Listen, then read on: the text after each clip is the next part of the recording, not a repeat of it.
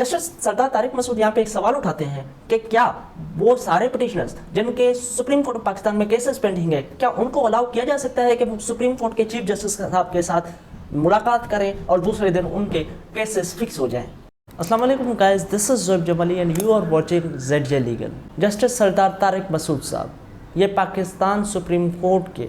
Senior तरीन जजेस में से एक हैं। सितंबर में जब जस्टिस काजी फैज़ ईसा साहब चीफ जस्टिस होंगे तो ये सीनियर प्यूनी जज बन जाएंगे।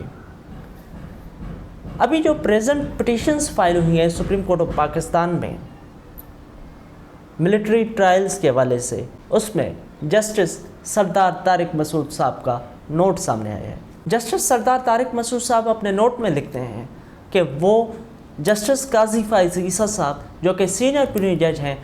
उन्होंने जो नोट लिखा है उससे एग्री करते हैं और ये इन्होंने वाज़ेह कर दिया है कि बेंच बनाने से पहले चीफ जस्टिस ऑफ पाकिस्तान ने जस्टिस तारिक मसूद साहब से कंसल्टेशन नहीं की। यहाँ पे मैं आपको एक बात बताता चलूँ कि recently supreme court practice and procedure act बनाया गया और उसमें एक सेक्शन ये था कि जो भी केसेस होंगे वो फिक्स की जाएंगी, जो कमेटी है वो फिक्स करेगी और कमेटी में कौन मेंबर होंगे, जो चीफ जस्टिस ऑफ पाकिस्तान और 2 सीनियर प्यूनी जज और तीसरे नंबर पर जो सीनियर होगा वो मींस के chief justice Umar Ata Bandial, justice काजी फैज़ ईसा, जस्टिस सरदार तारिक मसूद साहब। लेकिन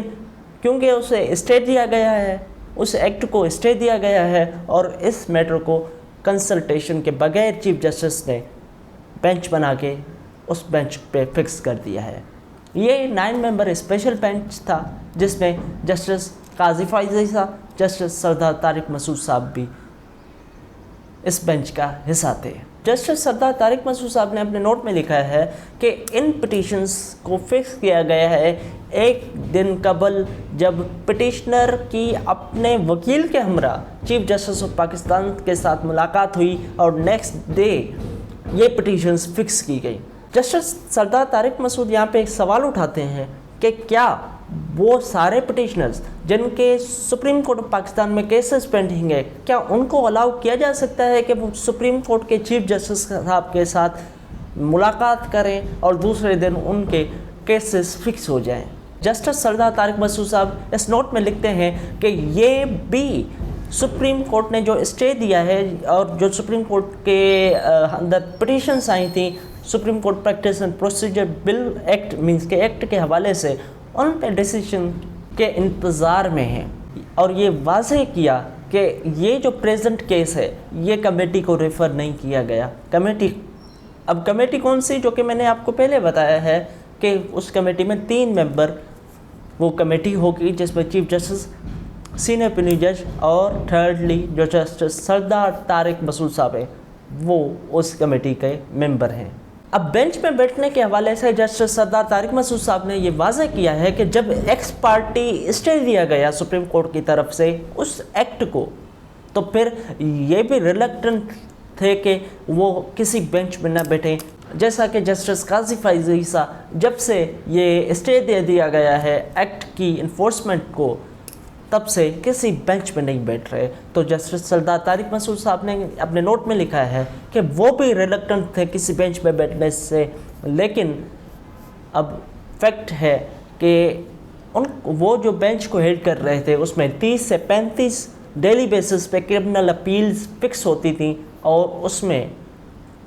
उन कन्विक्टेड पर्सनस की क्रिमिनल अपील्स थी जो कि बिहाइंड द बार थे, मीन्स के जेल के अंदर थे। तो इसलिए उन्होंने ये फैसला किया कि वो बेंच को हेड करते रहेंगे। अब मिलिट्री ट्रायल्स के इन प्रेजेंट पिटिशंस के हवाले से जस्टिस सरदार तारिक मसूद साहब ने लिखा है, ये जो पिटिशनर्स हैं, जो कि 4 पिटिशनर्स हैं, ये ना कि डिटेन्ड हैं, ना कि किसी मिलिट्री ट्रायल को फेस कर रहे हैं। 9 मई के इंसिडेंट के हवाले से जस्टिस सरदार तारिक मसूद साहब ने मज़ीद लिखा है कि अगर किसी कानून को चैलेंज किया जाए तो उसको हाई कोर्ट के सामने चैलेंज किया जा सकता है under article 199 of the constitution, और अगर 184(3) में लाया जाए मीन्स के सुप्रीम कोर्ट में उस कानून को چیلنج کیا جائے تو اس لیے لازمی ہے کہ وہ پبلک امپورٹنس کا میٹر ہو اور انفورسمنٹ آف فنڈامنٹل رائٹ کا معاملہ ہو۔ اب جسٹس سردار طارق مسعود صاحب نے یہاں پہ ایک امپورٹنٹ آبجیکشن اٹھایا ہے کہ یہ جو 9 مئی کے حوالے سے اکیوز پرسن ہیں جن کا میٹر ملٹری کورٹس میں گیا ہے، انہوں نے یہ پرزوم نہیں کیا جا سکتا کہ انہوں نے کوئی آبجیکشن اٹھایا ہے ملٹری ٹرائل پہ،